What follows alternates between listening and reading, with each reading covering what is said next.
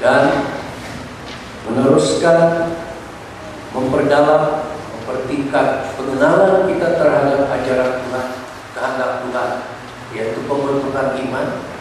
Dan jadi kita juga mau senantiasa peka terhadap kehadiran Tuhan dan mengenal Dia dalam diri sesama manusia kita dan juga dalam alam cipta Tuhan. Dengan itulah kita dapat bertanggung jawab sosial. Itu identitas kita, saudara-saudari.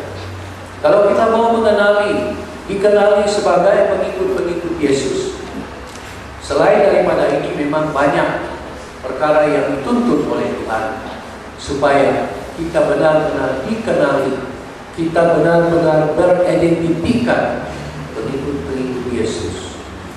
Antara lain itu ialah dalam Yohanes bab 13 ayat 35, di mana Tuhan mengatakan, kamu akan dikenali karena adanya saling cinta kasih antara kamu.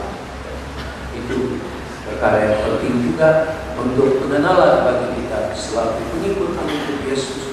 Jadi tidak cukup hanya dengan kata-kata kata Tuhan, tidak cukup dengan kata-kata. Dan karena itu saudara-saudari, supaya kita jangan sampai ke tahap hanya pengakuan kata-kata Tuhan, Tuhan begitu saja, kita mesti terus belajar mendengar firman Tuhan itu dan melakukannya. Dan itulah kita pergi ke langkah yang kedua. Kita ada identiti, kita ada misi, ya. Dan misi kita ialah kita hayati, kita wartakan firman Tuhan itu, kita kabarkan firman Tuhan itu melalui kehidupan kita seharian. Apa yang kita dengar, kita lakukan. Kita translate, kita terjemahkan firman Tuhan itu dalam setiap keperluan yang berhadapan dengan kita.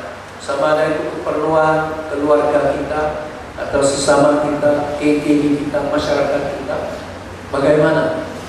Sekiranya Tuhan hadir pada kesempatan itu, apakah yang perlu ataupun apakah yang mau dilakukan oleh Tuhan. Jadi kita dengan mendengar firman Tuhan itu dapat membuat respon, ya, respon yang sesuai dengan kehendak Tuhan dalam apapun keadaan. Kita ada misi, saudara-saudara. Dan yang ketiga, kita ada tujuan. Hidup kita selalu pengikut-pengikut Yesus bukan setakat di dunia saja. Kita ada destinasi. Dan destinasi kita itu seperti mana dikatakan Tuhan dalam Injilnya, suatu masa nanti kita akan berhadapan dengan Dia. Dan apabila kita berhadapan dengan Tuhan di akhirat, destinasi kita itu tidak cukup dengan hanya kita bilang, Tuhan, kami telah melakukan ini dan itu waktu kami masih hidup di dunia. Tuhan bilang, saya tidak mengenal kamu. Maka itu saudara-saudari, marilah kita ingat pesan ini. Pengenalan adalah kunci, kata kunci yang penting dalam iman kita.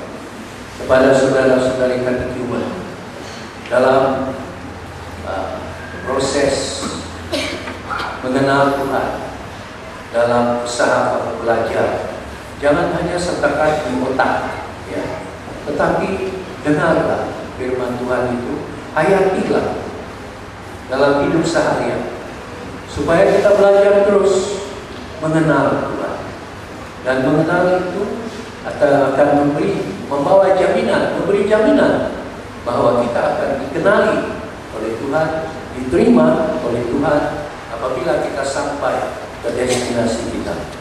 Jadi saudara-saudari, marilah kita mohon kepada Tuhan dengan rendah hati, mohon agar kita dapat mengubah sikap kita, agar kita dapat mengalami pembaharuan, agar agar kita dapat lebih melihat dan memfokuskan perjalanan iman kita ini kepada pengenalan pribadi kita kepada pribadi Yesus, dan bukan semata-mata hanya agama saja.